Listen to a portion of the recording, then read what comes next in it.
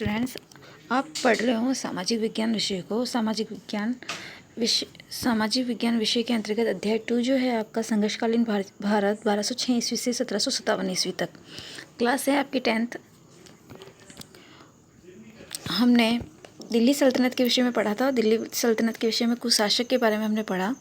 इसके बाद में हमने खिलजी वंश के विषय में जाना। खिलजी वंश में हमने अलाउद्दीन खिलजी के विषय में पढ़ा और किस प्रकार से जो है उनके प्रशासन में किस प्रकार के प्रशासन की कार्यप्रणाली थी उसको हमने जाना। और कुछ नया जो बदलाव लिए हुए थे खिलजी वंश के अंतर्गत वह हमने इसके विषय में हमने पढ़ा और जाना। ठीक है, आज का जो हमारा टॉपिक रहता है तुगलक प्रशासन। ठीक है, तो आज जो हम पढ़ेंगे तुगलक शासनकाल जो था, तुगलक वंश जो था उसके बारे में पढ़ना स्टार्ट करेंगे।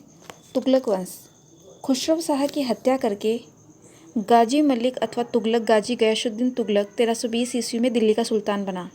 सुल्तान बनते ही उसे प्रांतीय विद्रोह का सामना करना पड़ा। तेलंगाना के राजा प्रताप रुद्रदेव के खिलाफ उसने अपने पुत्र जूना खां को वारंगल भेजा। जहाजनगर जो कि उड़ीसा में है में सैन्य अभियान किया तथा उसमें उल्लुक खां जूना खां की विजय हुई। उल्लुक खां को अंडरलाइन करना।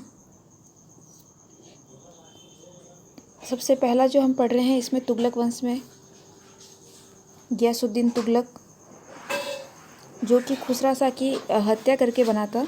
गयासुद्दीन तुगलक, ठीक है, 1320 ईस्वी में दिल्ली का सुल्तान बना था गयासुद्दीन तुगलक। ठीक है, तो उसने सुल्तान बनते ही उसे प्रांतीय विद्रोह का सामना करना पड़ा। तेलंगाना के राजा प्रताप रुद्रदेव के खिलाफ उसने पुत्र जूना खां को वारंगल भेजा था और उस अभियान को उल्लुक खां की विजय हुई थी। जो गयासुद्दीन का जो अंतिम सैनिक अभियान था बंगाल के विद्रोह का दमन था। ये जो उसका जो था बंगाल का वो उसका अंतिम विद्रोह था। दिल्ली वापसी पर आयोजित स्वागत समारोह में एक लकड़ी के भवन से गिरने से 1325 ईस्वी में उसकी मृत्यु हुई।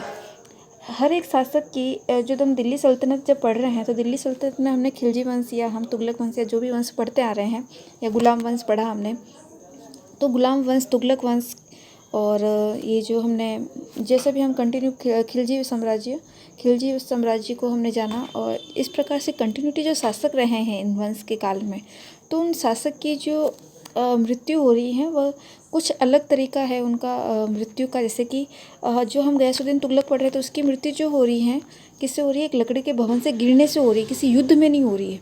तो ये चीज़ जो है इनमें अलग पढ़ने को मिल रही है, तो इनको थोड़ा ये ध्यान रखना कि इनकी मृत्यु कैसे हो रही है। तो जैसे कि गयासुद्दीन तुगलक की मृत्यु का कारण क्या है, एक लकड़ी के भवन से गिरने से हुई है।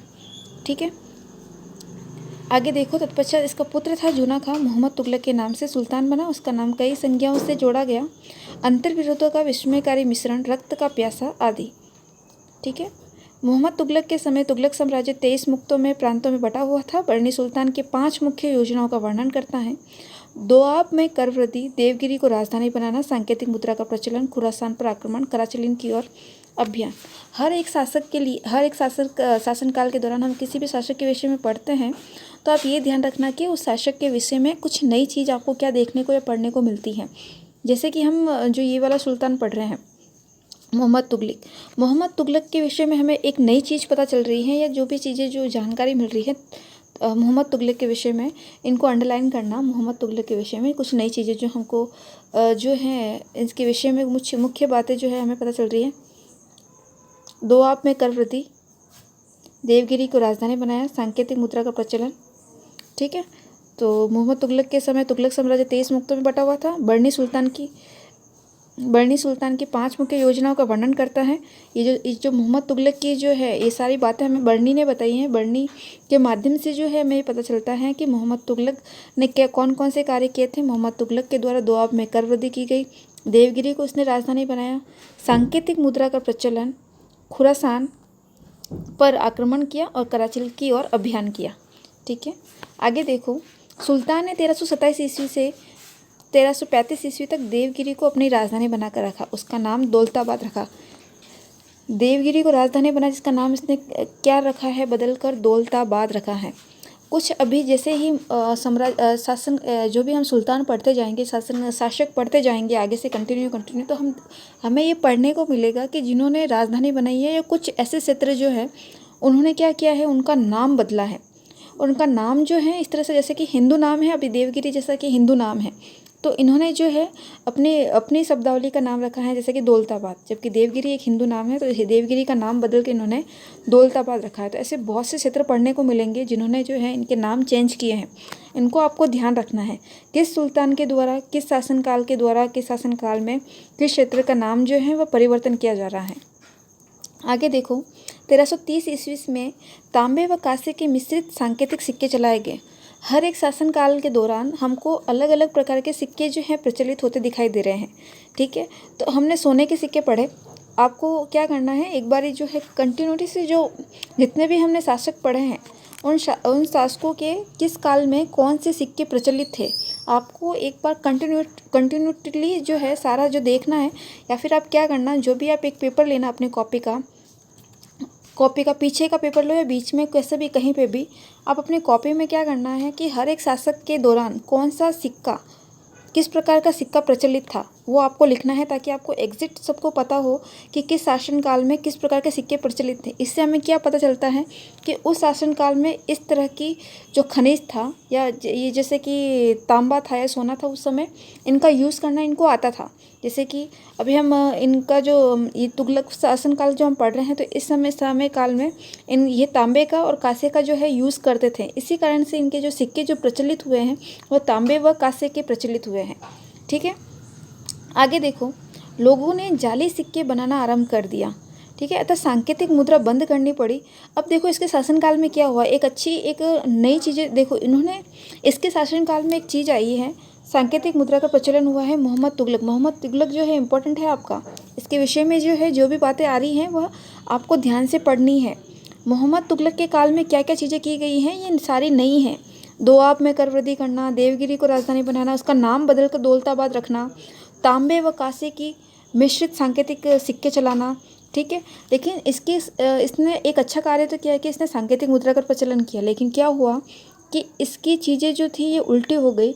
लोगों जो आम नागरिक जो थे, उनकी जो आम जनता जो थी, उन्होंने क्या किया, जाली सिक्के बनाना शुरू कर दिया। अपने घरों के अंदर ही क्या था कि उन्होंने तांबे व कांसे, क्योंकि तांबा व कांसा एक ऐसा खनिज है या इतना सस्ता होता है या कहीं पे भी किसी के भी घर में उपलब्ध होता था।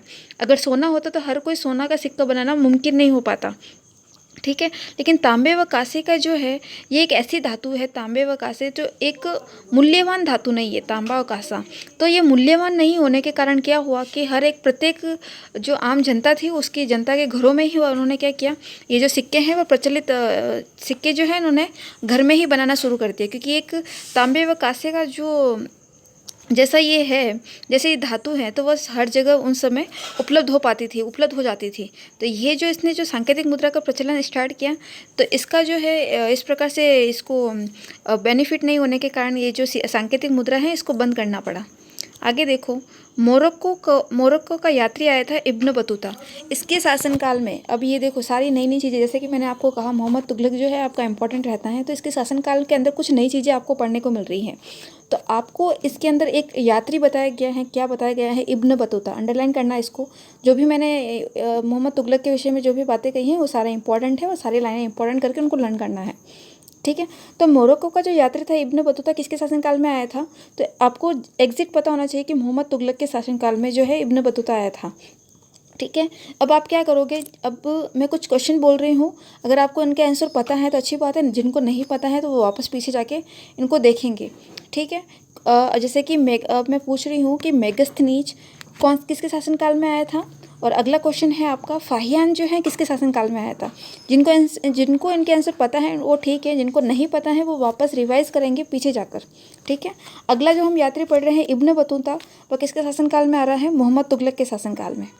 आगे देखो, 1333 ईस्वी में भारत आया था, सुल्तान ने उसे दिल्ली का काजी नियुक्त किया था।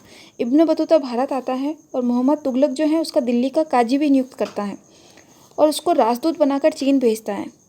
मोहम्मद तुगलक की 1351 ईस्वी में जो है इसकी मृत्यु हो जाती है।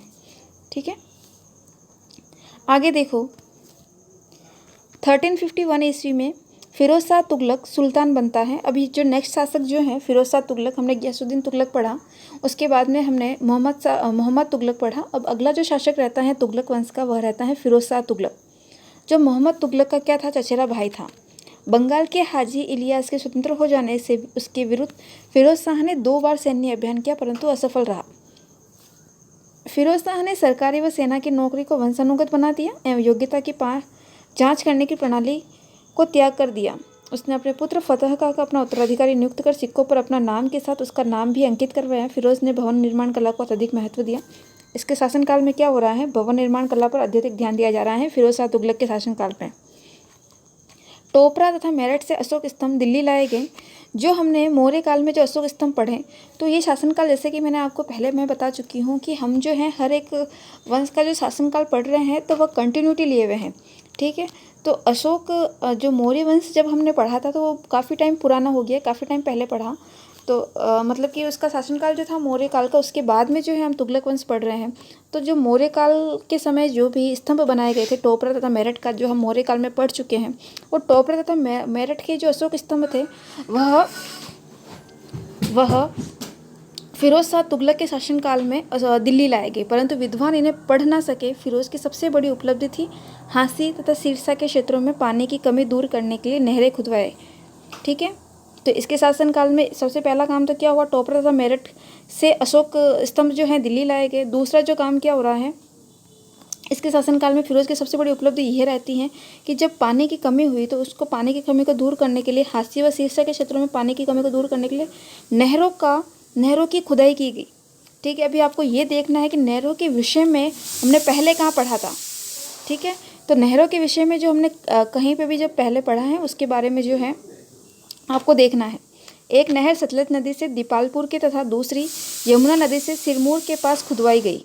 उपज ये लाइन जो है नहर वाली, ये आपको पूरा अच्छे से ध्यान रखना है। फिरोज शाह तुगलक के विषय में 2 बातें हैं, एक टोपरा तथा मेरठ वाली और एक दूसरी जो नहर वाली, कहाँ पर नहरें जो हैं खुदवाई गई। उपज वृद्धि करने तथा अकाल से निपटने तो ठोस नीति अपनाई गई, ये उसकी नीति थी नहर खुदाई की। फिरोज तुगलक भी अभी आपको देखना है कि रक्त की नीति किसके शासनकाल में बनवाई गई।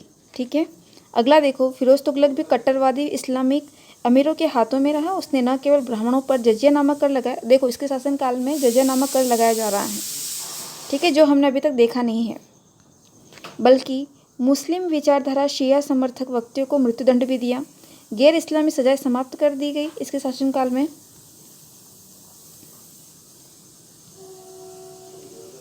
गैर शरीयत के 24 हटा दिए गए, केवल 4 मुख्य कर रखे गए।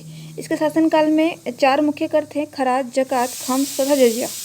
4 प्रकार के कर रखे गए, खराज, जकात, खम्स और जजिया। आगे देखो, दासों की संख्या में असाधारण वृद्धि हुई। दासों की संख्या बताई जा रही है, मतलब कि दास प्रथा प्रचलित थी तुगलक वंश में। आगे देखो, दीवाने बंदगान के नाम से दासों के नाम से नया विभाग भी खोला गया। फिरोज ने दिल्ली में खरबूजों तथा अंगूरों की खेती को प्रोत्साहित किया। इसके शासनकाल में खरबूजों तथा अंगूरों की खेती भी हो रही है। फिरोज ने, मतलब कि फिरोज शाह तुगलक ने दिल्ली में खरबूजों तथा अंगूरों की खेती को जो है प्रोत्साहित किया और अनेक बाग भी लगवाए गए फिरोज शाह तुगलक के शासनकाल में। 1388 ईस्वी में फिरोज शाह की मृत्यु हुई। तुगलक वंश का अंतिम शासक कौन था? नसीरुद्दीन महमूद। उसी समय 1398 ईस्वी में तुर्क आक्रांता तैमूर लंग ने भारत पर आक्रमण किया और लूटपाट की थी। यहाँ तक जो है आपका तुगलक वंश समाप्त होता है। आपका अगली क्लास जो रहेगी सैयद वंश और लोदी वंश की रहेगी, और आपको जो तुगलक वंश के जो शासक पढ़ने को मिले हैं उनको अच्छे से पढ़ना है और जो मैंने इंपॉर्टेंस करवाया उनको लर्न करना है। ठीक है, आज के लिए इतना ही। Thank you.